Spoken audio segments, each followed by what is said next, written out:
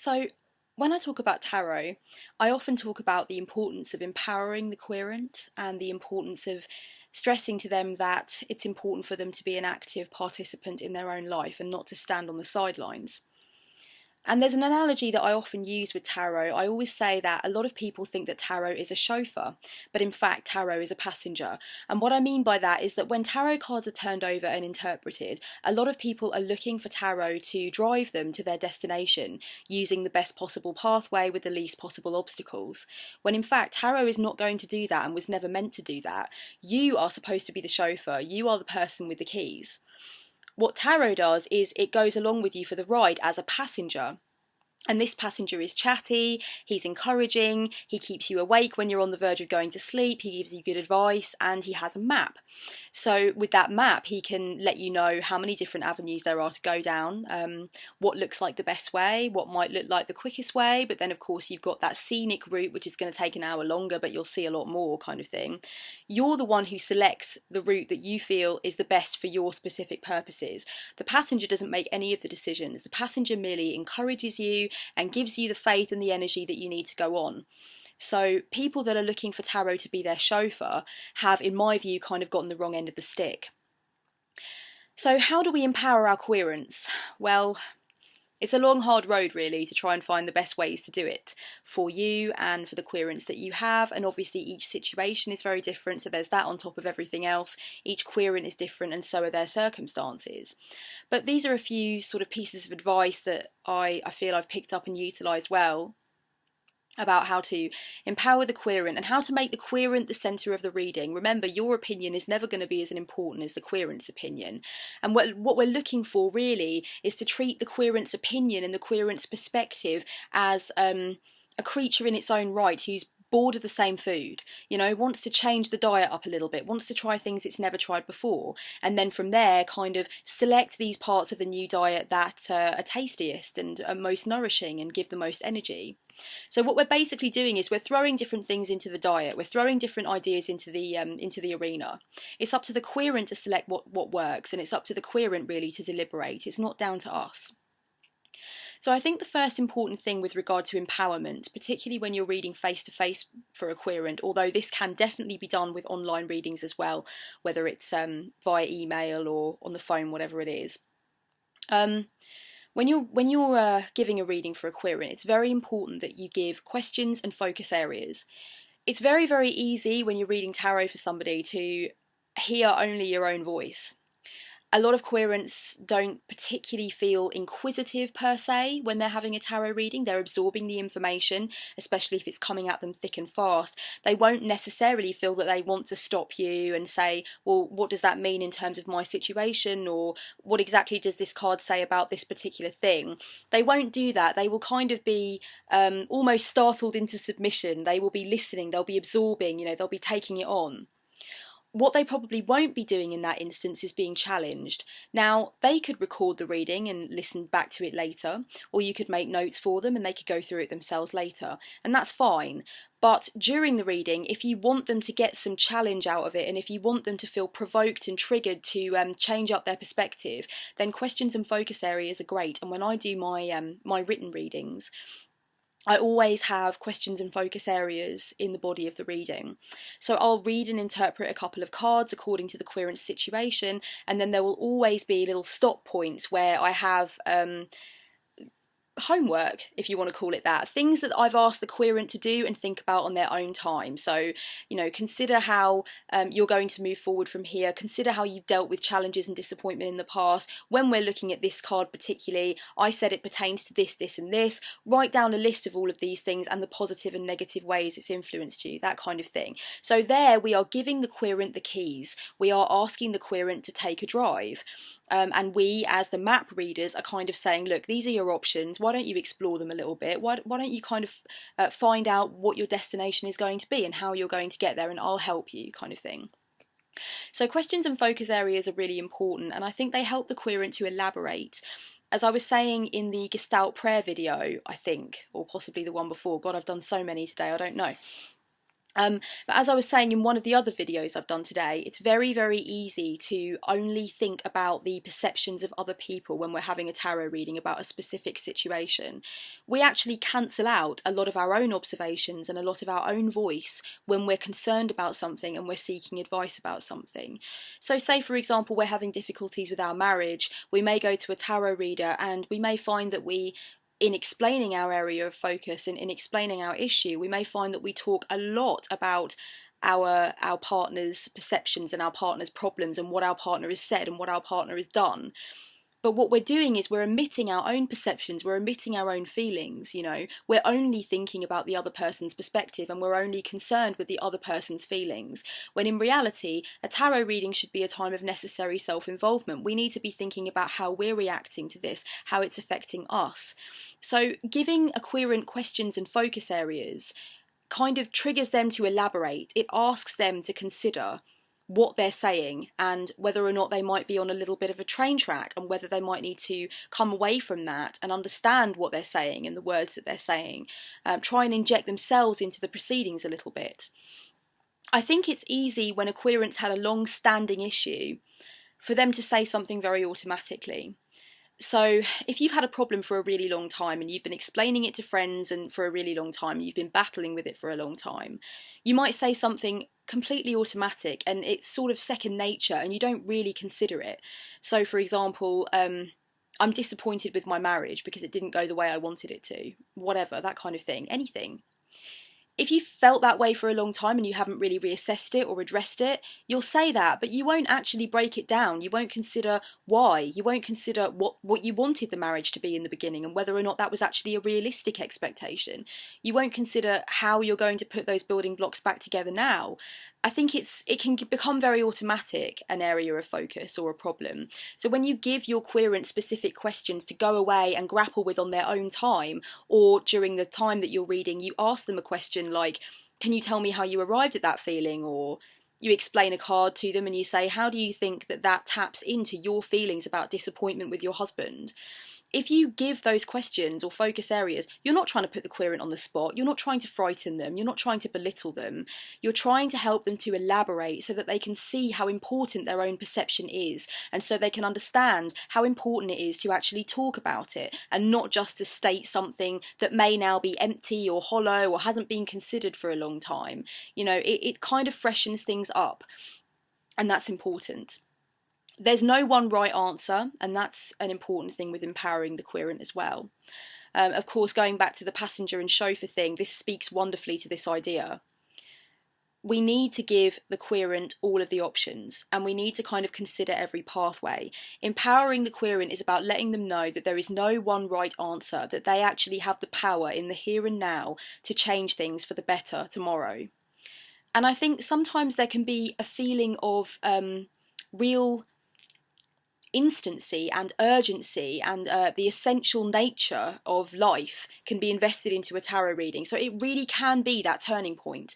It really can be. In fact, I did a reading a few months ago for my mother's boyfriend, and she told me after I left the house that it completely changed his perception, that he was very quiet and very pensive all night, and then he started talking to my mum about things that he hadn't spoken about at all during the relationship, things that she felt that he was very sort of blocked off about and didn't really want to tap into. She told me that it really allowed him an avenue to come out and kind of look at things in a fresh way, kind of thing. So I think it really can create a sense of urgency. It can give you or a querent, whoever's getting the reading, this feeling of now's the time, this is the turning point, this is the fork in the road, and this is where I really decide what's next for me. Another reason I think it's great to give querents questions and focus areas is that it forces them to be specific. And this goes back to what I was saying about saying something automatically, saying something because you've just said it for a really long time, or deciding that you're going to stick with a feeling because you haven't really reassessed it. If you're asking a querent to be specific about their query or be specific about their dilemma, then you're actually asking them to challenge themselves, and I think that's really good. And again, we are not looking to go for the wholesale scare your querent shitless vibe where we're like the big daddy psychotherapist and, they're being forced to really get a fresh perspective on their whole entire lives, and they're going to leave the room weeping and whatnot. We're not looking for that, but what we're looking for is to kind of change things up, to put a fresh set of eyes on it, that kind of thing.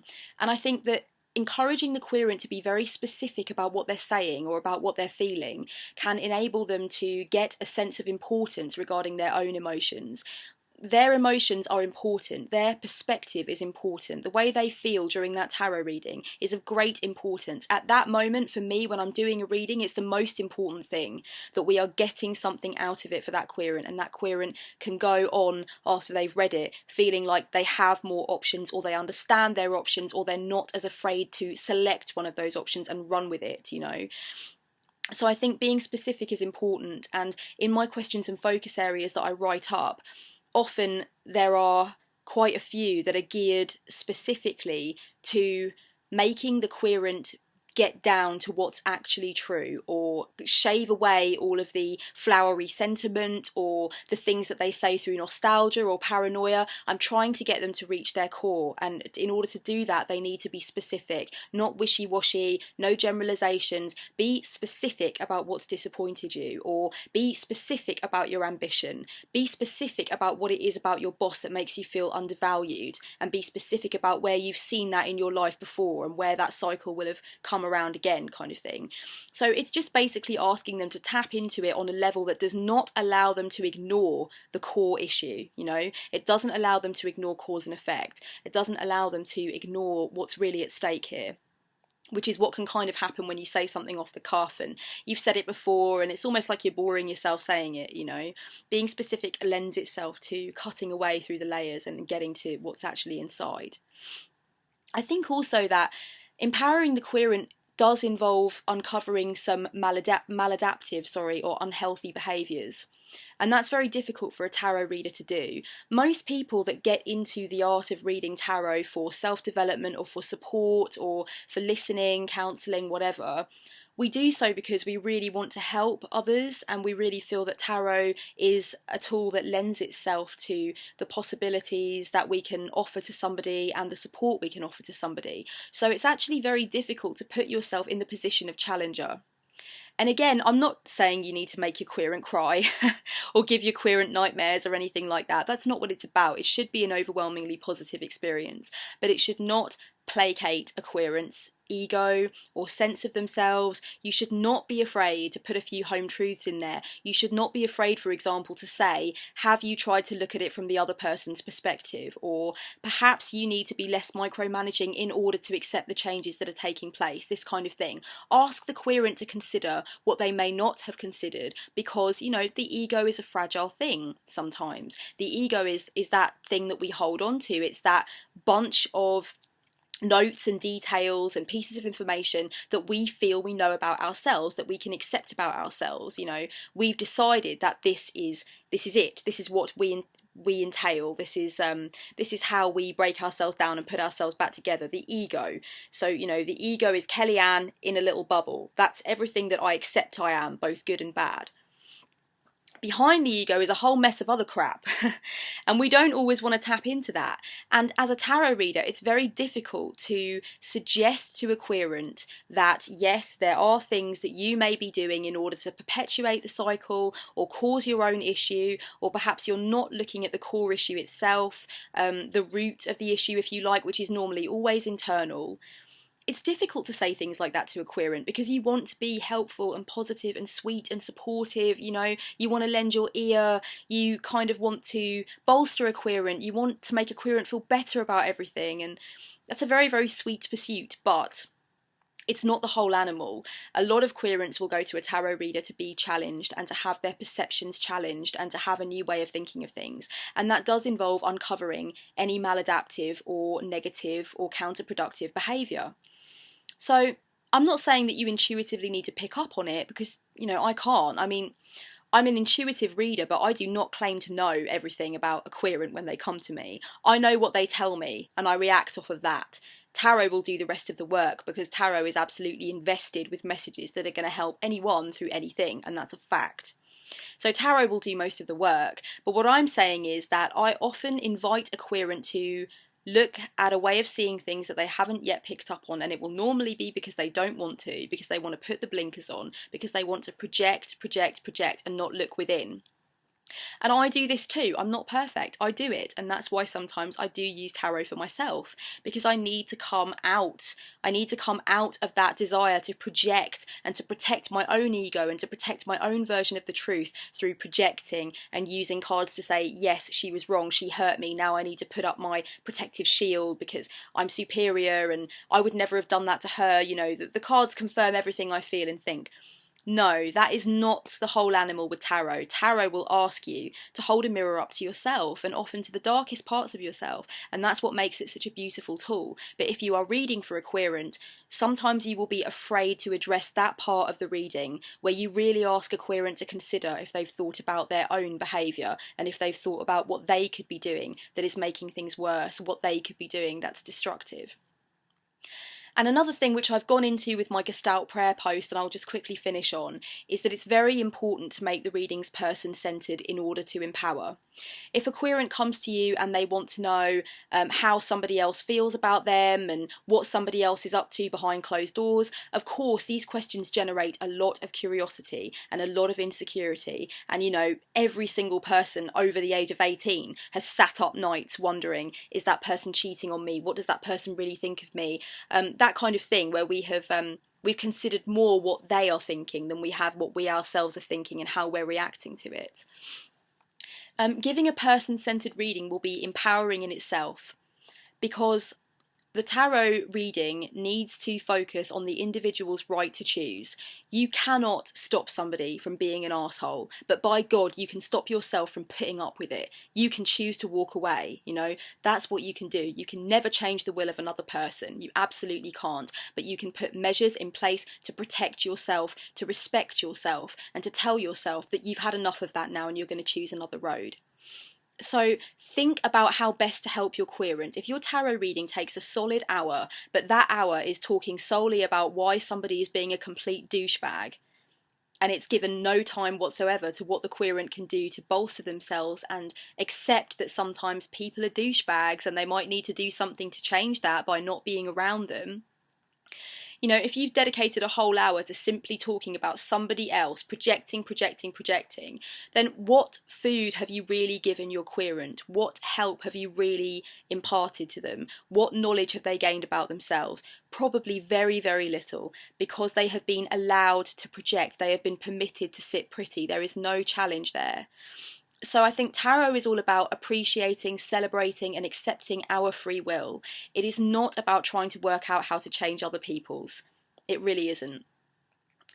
You know, if you think about that kind of political or ethical dilemma in witchcraft, for example, you know, using spells to change the will of another, this is very, very frowned upon in pretty much all corners of the craft, and for good reason, because it's not helpful. It doesn't help us to progress. It doesn't help us with our spiritual growth. Focusing on how to change somebody else all the time means we're not focusing on how to change ourselves. We are trying to dictate according to our will. We are becoming magical little Hitlers.